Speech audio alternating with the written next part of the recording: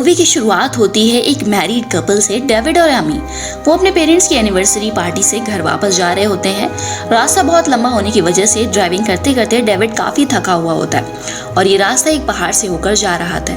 Amy गाड़ी के अंदर से सो रही थी, तभी गाड़ी के सामने एक रकून आ जाता है। इसीलिए डेविड रकून की जान बचाने की वजह से गाड़ी को दूसरे रास्ते पर मोड़ देता है। दोनों बहुत डर जाते हैं। इस वजह से एमी बहुत गुस्सा हो जाती है क्योंकि वो दोनों एक दूसरे से डाइवोर्स लेने वाले होते हैं। फिर इस बात को भूलकर वो फिर से गाड़ी चलाने लगता है। फिर कुछ दूर जाने के बाद उन्हें एक मोटेल दिखता है जो कि काफ़ी पुराना और सुनसान होता है क्योंकि वहाँ पर कोई भी आदमी नहीं होता। और जब वो गाड़ी स्टार्ट कर रहे होते हैं तभी अचानक से कोई उनके साइड विंडो पर नॉक करता है और वो लोग बहुत डर जाते हैं।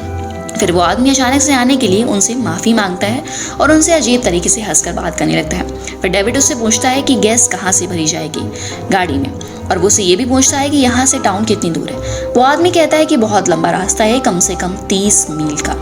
फिर वो उनसे कहता है कि आप लोग सामने के मोटेल में रुक सकते हैं, लेकिन डेविड उसे मना कर देता है। फिर उसके बाद डेविड उसे इंजन की खराबी के बारे में बताता है। इंजन देखने के बाद मैकेनिक बोलता है कि इसका फ़ैन ख़राब हो गया, लेकिन मैंने कुछ टाइम के लिए इसे ठीक कर दिया है।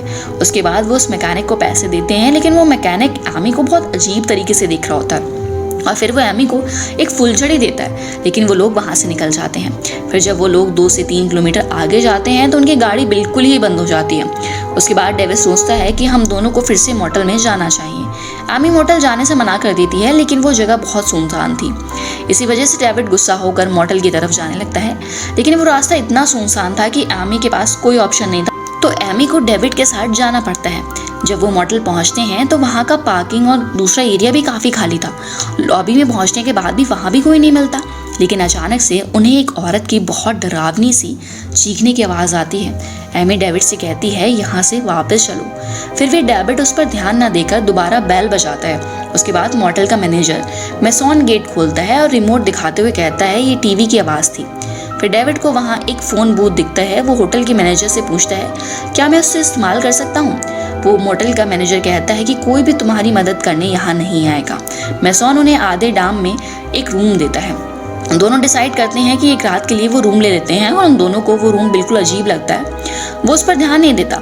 फिर कुछ ही देर बाद गेट पर कोई ज़ोर ज़ोर से नॉक करता है। जब डेविड गेट खोलकर देखता है तो गेट पर कोई नहीं होता, तो डेविड चौंक जाता है। उसके बाद जब डेविड अंदर आ जाता है तो उन्हें पास के रूम से वैसे ही नॉक करने की आवाज़ आती है। डेविड दोबारा बाहर जाकर देखता है, लेकिन फिर भी वहाँ कोई नहीं होता।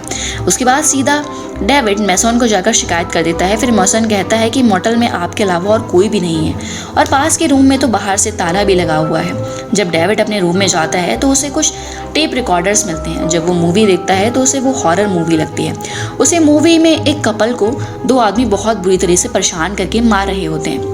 कुछ देर बाद जब डेविड मूवी देख रहा होता है तो उसे लगता है कि उस मूवी में जो पर्दे हैं वो इसी रूम के जैसे दिख रहे हैं। फिर जब वो और ध्यान से देखता है तो वो उस मूवी के सारे सामान रूम के सामान जैसे थे।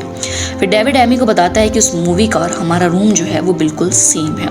फिर डेविड सारे रूम को अच्छे से चेक करता है तो रूम में हर जगह पर कैमरा छुपे हुए थे। फिर वो दोनों समझ जाते हैं कि इसी रूम में उन मूवी वाले कपल को मारा गया था। वो वॉशरूम की विंडो से भागने की कोशिश करने लगते हैं, लेकिन विंडो पर कील लगाकर उसे बंद कर रखा था और फिर वो पीछे के रास्ते से जंगल की तरफ भागने लगते हैं। लेकिन उसी वक्त वहाँ पर 2 किलर उन्हें मारने आ जाते हैं। वो किलर को देखकर वापस अपने रूम में आ जाते हैं कि वहाँ उन्हें कोई कुछ कर ना पाए। फिर डेविड अपने फ़ोन बूथ से जाकर 911 को कॉल कर देता है, लेकिन वो कॉल मैसॉन उठाता है क्योंकि वो प्राइवेट लाइन होती है, जिसकी वजह से वो कॉल मोटेल में ही लग जाती है। डेविड के भागने से पहले ही कार आकर फ़ोन बूथ को उड़ा देती है, लेकिन डेविड उससे पहले ही वहाँ से निकलकर रूम में आ जाता है। रूम में आकर वो सारी लाइट्स बंद कर देता है कि कुछ देख ना पाए और फिर दोनों एक कोने में जाकर बैठ जाते हैं और डेविड अपने हाथ में एक कांच का टुकड़ा ले लेता है अपनी सुरक्षा के लिए। वो दोनों बाहर देखते हैं तो बाहर पार्किंग की जगह पर एक ट्रक आकर लगती है। फिर वो दोनों ट्रक ड्राइवर से मदद के लिए पुकारने लगते हैं, लेकिन वो ड्राइवर मैसॉन का ही कस्टमर था जो कि एक वीडियो टेप खरीदने आया था। जब डेविड ने रेकॉन को बचाने के लिए गलत रास्ता लिया, उस वक्त से लेकर सब कुछ पहले से प्लान किया गया था।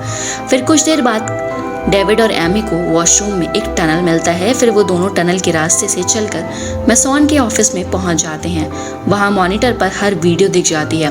मोटेल में जिस जिस जगह कैमरा लगा होता है वहीं पर एमी को एक फ़ोन मिलता है, जिससे एमी 911 को कॉल कर देती है और सारी बात बताने से पहले ही उन्हें पता चल जाता है कि मैसॉन वहाँ आ रहा है।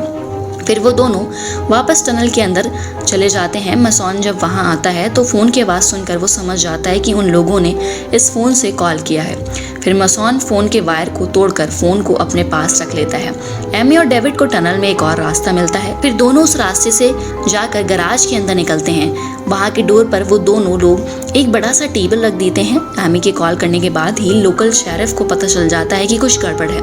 फिर शेरिफ वहाँ पहुँचकर पूछताछ करने लगता है। मसॉन उसे कहता है कि आज यहाँ कोई भी कस्टमर नहीं आया। उसके बाद शेरिफ उसी रूम में जाता है। फिर उसे वहाँ वो टेप वीडियो दिखती है। वो समझ जाता है कि ये मॉडल सही नहीं है। फिर शेरिफ वहाँ से डर के भागने लगता है। डेविड और एमी भी शेरिफ को देखकर उसके साथ गाड़ी में बैठ जाते हैं। पहले से ही मसॉन ने उसकी गाड़ी की बैटरी की वायर कट कर दी थी। उसी वक्त वहाँ वो दोनों किलर आ जाते हैं और शेरिफ को जान से मार डालते हैं। तो फिर डेविड और एमी बचने के लिए अपने रूम में चले जाते हैं। रूम के अंदर पहुंचते ही वो दोनों सारे छुपे हुए कैमरा को किसी चीज़ से ढक देते हैं और डेविड एमी को छत के ऊपर की छोटी सी जगह में छुपा देता है। वो खुद मसॉन के ऑफिस से वो गन लेने जाता है। उसी वक्त किलर वहां आकर डेविड को चाकू मारकर गिरा देता है। उन लोगों को एमी के बारे में नहीं पता था। कुछ देर के बाद सुबह हो जाती है। फिर एमी जल्दी से जाकर एक गाड़ी में बैठ जाती है और उस गाड़ी को स्टार्ट करने की कोशिश करने लगती है, लेकिन तभी एक किलर वहां आकर उसे गाड़ी के पीछे लग जाता है और फिर वो गाड़ी के अंदर घुस जाता है और एमी को मारने की कोशिश करने लगता है। तभी एमी उस कार को मोटल के एक रूम में घुसा देती है।